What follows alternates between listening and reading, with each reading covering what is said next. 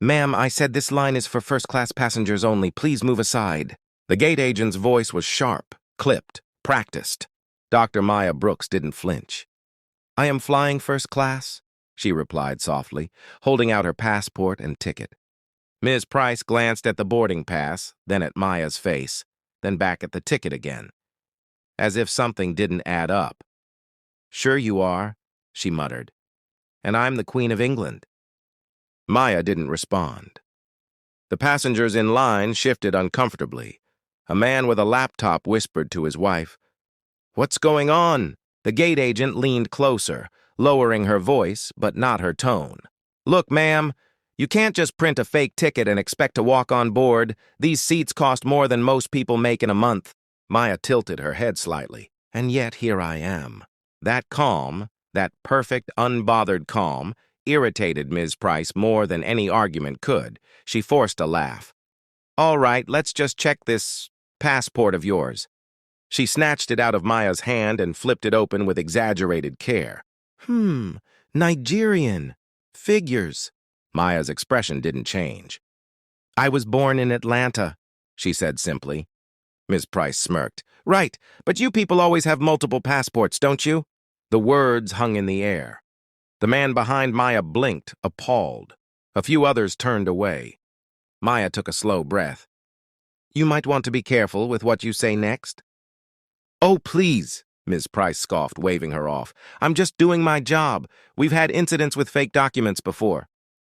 She lifted the passport toward a verification scanner, squinting.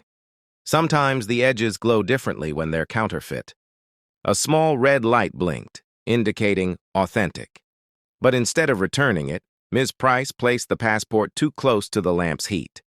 The edges sizzled, a curl of smoke rose. Gasps erupted from nearby passengers. Maya's voice stayed level, almost serene. "You just burned my passport!" Ms. Price looked down, pretending surprise. Oh my gosh, that was an accident!" Her smile didn't reach her eyes. Maya held her gaze for a long moment. "No," she said quietly. "That was an ego problem." A security guard approached. "Everything all right here?" "Oh, thank goodness," Ms. Price said dramatically.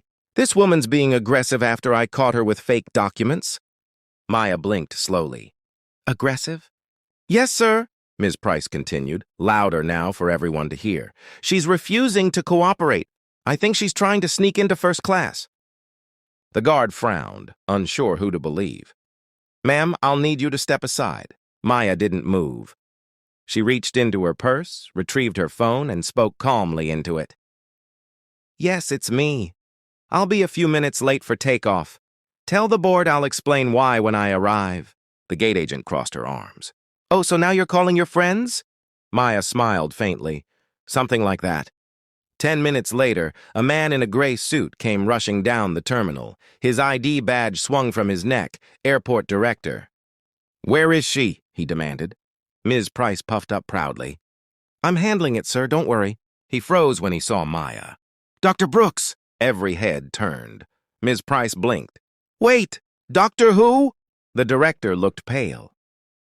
"Dr. Maya Brooks, founder and majority shareholder of Unity Airways, the airline that owns this flight." The silence was deafening. Maya folded her arms, voice still calm. "Good afternoon, Mr. Lang." "Ma'am, I had no idea you'd be boarding here personally," he stammered. "If I'd known—" Maya interrupted softly. "That's the problem. You shouldn't have to know someone's name to treat them with respect." The crowd murmured. Ms. Price's jaw dropped. "Wait, what? What do you mean, you own the airline?" Maya turned toward her, her eyes cold but steady. "I mean that the company whose logo is behind you, the one printed on your uniform, is mine." Ms. Price's face drained of color. Oh, God!" The director cleared his throat nervously. "Dr. Brooks, I sincerely apologize for this." Maya raised her hand. "Apologies don't repair what's broken." She pointed toward the gate camera. "I'd like to see the footage." Within minutes, the screen showed everything. Ms. Price's mocking smile, her words, and the moment the passport caught fire. Ms. Price covered her mouth. "I swear it was—" "An accident?" Maya finished for her. "It always is, isn't it? The director looked horrified. Ms. Price, I'll have to— Don't bother, Maya said quietly. You're both responsible. You for ignorance, him for negligence. Ma'am, please.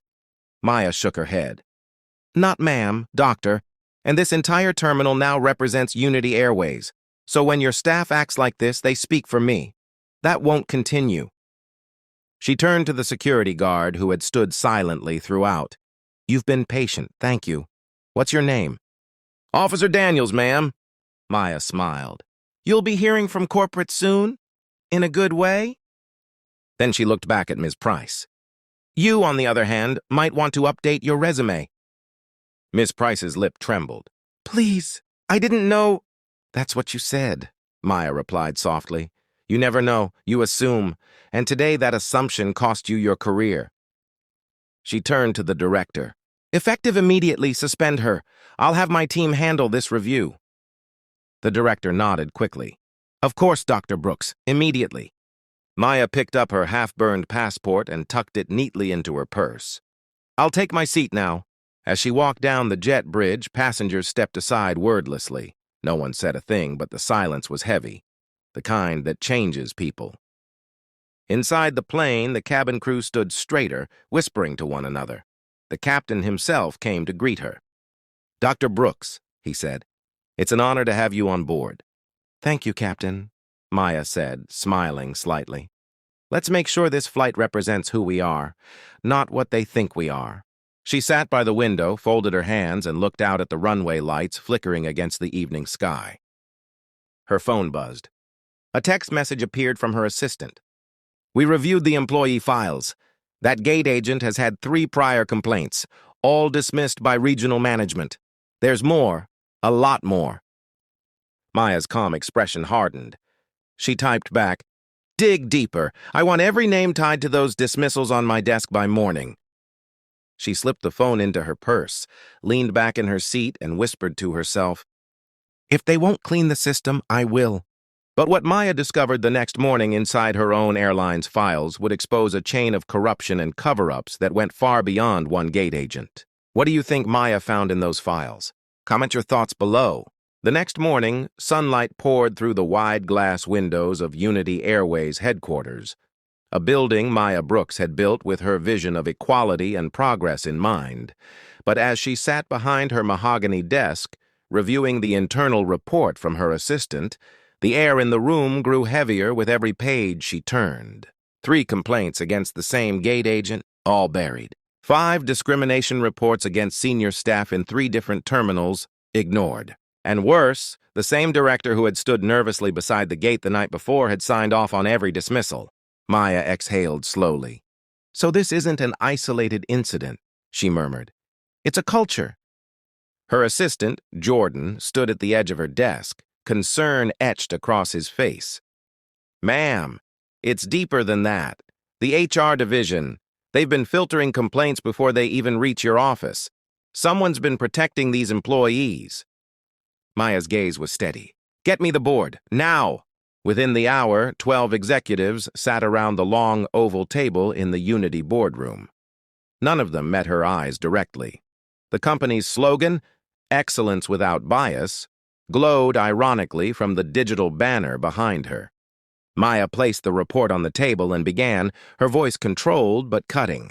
Yesterday, a gate agent at Terminal 4 burned my passport, mocked my nationality, and accused me of forging my own ticket. That would have been bad enough if it were an isolated incident. But it wasn't. She opened the report. It's systemic. You've all known for months, maybe years, and chose to do nothing. A low murmur rippled through the room. One of the board members, a gray-haired man named Collins, raised a hand cautiously. Dr. Brooks, with all due respect, these are allegations. HR found no evidence of misconduct. HR, Maya interrupted, is part of the problem. The room fell silent. She turned toward the head of HR, a woman named Susan. Tell me, Susan, how many complaints about racial discrimination have you received in the last 12 months? Susan shifted uncomfortably. I'd have to check the records. Maya's eyes didn't move. I already did. 32. And how many were forwarded to my office? Susan swallowed. None. Exactly. Maya leaned forward. Instead of addressing them, you marked them resolved or unsubstantiated. Dr. Brooks, please, another executive interjected. We didn't want to burden you with... With what? Maya cut in sharply. The truth? Her voice echoed across the glass walls. This airline was founded on fairness, safety, and respect. But somewhere along the way, some of you started believing those words were just decoration on the company website. She stood. Well, today they become policy again. 2 hours later, the news broke across every aviation feed. Unity Airways suspends regional management over systemic discrimination. CEO launches federal review. The video clip showed Maya standing before reporters. No one, she said, her tone calm yet commanding, will ever be humiliated, profiled, or dismissed under my company's banner again. If you disrespect one passenger, you disrespect me. The clip went viral in minutes. Passengers flooded social media, praising her courage and integrity. But behind the applause, Maya knew the hardest part was still ahead, rebuilding trust inside the company walls. Later that afternoon, she returned to the same terminal where it had all begun. Ms. Price, the gate agent who had burned her passport, was waiting. No uniform this time, just a nervous expression and trembling hands clutching a manila folder. Dr. Brooks, she said quietly, they told me you wanted to see me before my hearing. Maya nodded. I did. Ms. Price's eyes brimmed with tears. I don't expect forgiveness. I just want you to know I wasn't always like that. The environment here, the jokes, the pressure, it changes people. I thought being tough made me look professional. I thought being cold meant being respected. Maya studied her face for a long moment. And now, Ms. Price took a shaky breath. Now I see I was part of the problem. Maya leaned back slightly. You can't undo what's been done, Ms. Price, but you can decide what kind of person you'll be moving forward. So here's what's going to happen. You're suspended indefinitely, but I'm giving you an option. Join the new training program as a participant and a speaker. Tell your story. Be honest about what you did and why. Maybe then your mistake can help prevent the next one. Ms. Price blinked in disbelief. You'd really let me do that? I'm not doing it for you, Maya said quietly. I'm doing it for the people who will walk through this terminal tomorrow, the ones who look like me, talk like me, or simply don't fit someone else's stereotype. Tears fell freely now as Ms. Price whispered, Thank you. By evening, the program was official, Unity Equity Initiative. Every staff member, and from janitor to pilot, would undergo new training focused on empathy, awareness, and respect. But that wasn't all. Maya took it a step further. She established a whistleblower channel directly linked to her office, bypassing HR entirely. Every report would now be read by her team personally. Unity Airways transformed in the months that followed. Customer satisfaction skyrocketed, and more importantly, complaints of discrimination dropped to nearly zero. But the biggest change came from within. An internal shift that no policy alone could cause. Employees started holding each other accountable. One morning, while boarding a flight, Maya overheard a flight attendant gently correcting a coworker. Hey, the attendant said softly, we don't talk about people like that anymore, not here. Maya smiled. That single moment meant more than any press headline ever could. A few weeks later, Maya attended a global aviation summit. Industry leaders from around the world applauded her for transforming a corporate scandal into a civil rights milestone. During her keynote speech, she said something that silenced the entire hall. Disrespect isn't just a personal failure, it's a systemic one when it goes unchallenged. The day we excuse cruelty as company policy is the day we lose our humanity. Applause thundered through the room. Cameras flashed. But as Maya looked out over the crowd, her expression remained calm and resolute. She hadn't built this company just to fly people across the world. She'd built it to lift them. That night, back in her hotel suite, Maya stood by the window, city lights reflecting off the glass.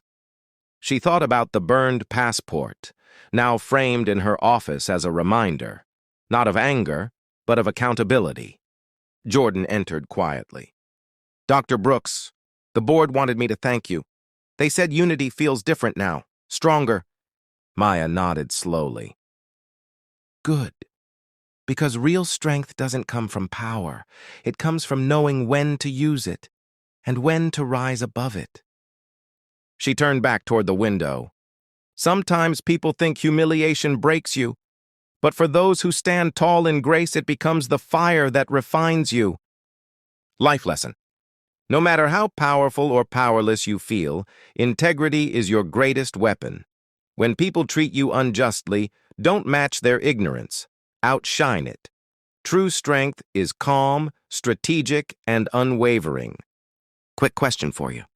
If you were in Maya's place that day, humiliated and underestimated, would you have reacted calmly or let your anger take over? Comment your answer below, and don't forget to like, share, and subscribe for more powerful stories like this, where grace meets justice and dignity always wins.